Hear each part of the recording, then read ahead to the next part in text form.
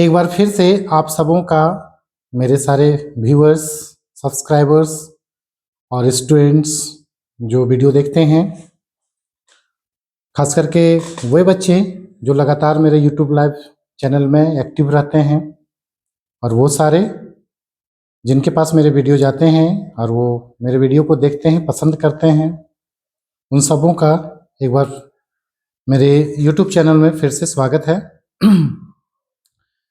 जैसा कि आप लोगों को पता है कि मैं 12th क्लास का जो फाइनल एग्ज़ाम होने वाला है उसमें क्वेश्चन नंबर 26 से लेकर 34 के बीच में जो 7 क्वेश्चन आने वाले हैं, 1 नंबर वाले, जो आपको शब्दों में लिखना है, या तो 1-2 शब्दों में या तो फिर 1 या 2 सेंटेंस में लिखना है, तो उस पर हम लोग बात कर रहे हैं। और चैप्टर नंबर 4 तक हम लोग कर चुके हैं।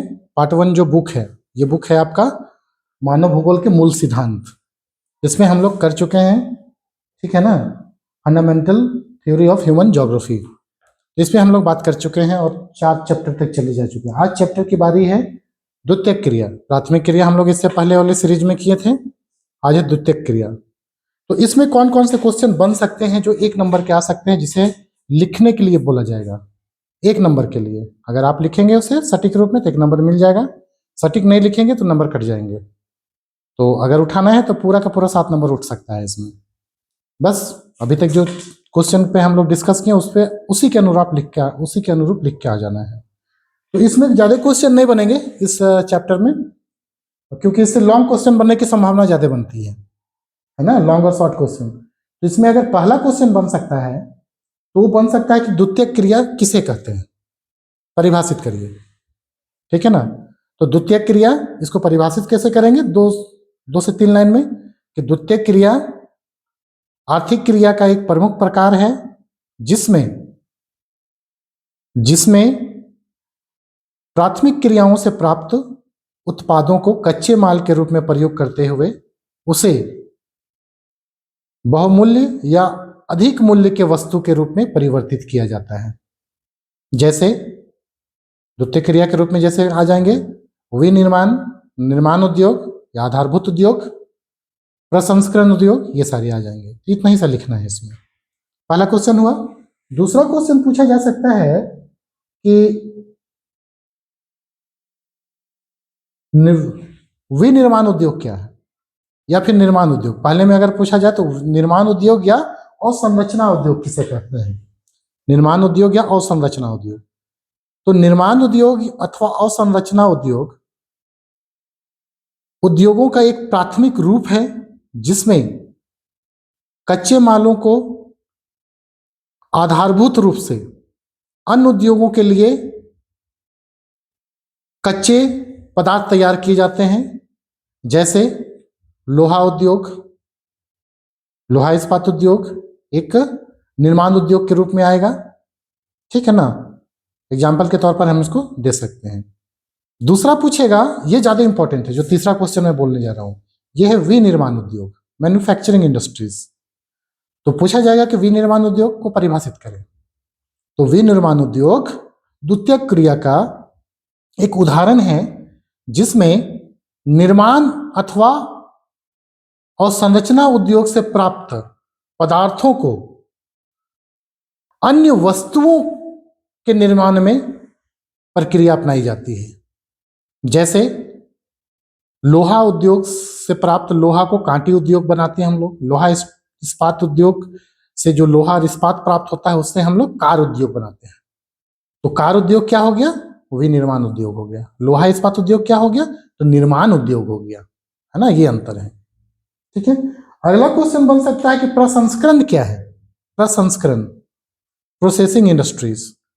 तो प्रसंस्करण या प्रोसेसिंग इंडस्ट्रीज द्वितीयक क्रिया का एक ऐसा उदाहरण है जिसमें वस्तुओं को निर्माण के पश्चात उसे और अधिक उपयोगी बनाने के लिए उसे अन्य वस्तुओं में, बहुमूल्य वस्तुओं में रूपांतरित करके उसे वस्तु का निर्माण किया जाता है।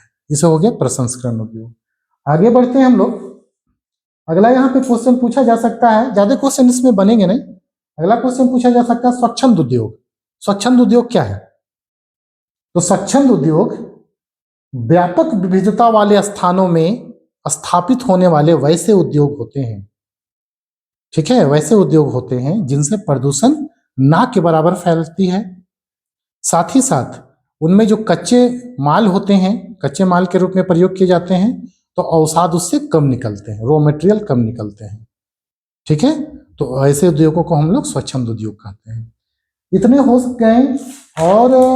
और पूछा जा सकता है कुटीर उद्योग। कुटीर उद्योग को परिभाषित कीजिए।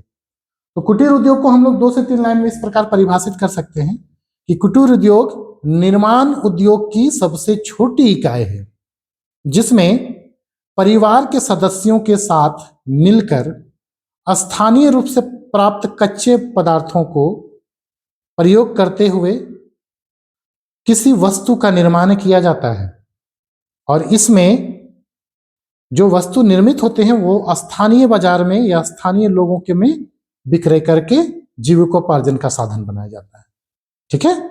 जैसे कुम्हार के द्वारा घड़ा का निर्माण, ठीक है, या फिर टोकरी का निर्माण किया जाता है, वो हो गया, ठीक है। तो चटाई का निर्माण, ये सब क्या हो गए, कुटीर उद्योग के उदाहरण हो गए।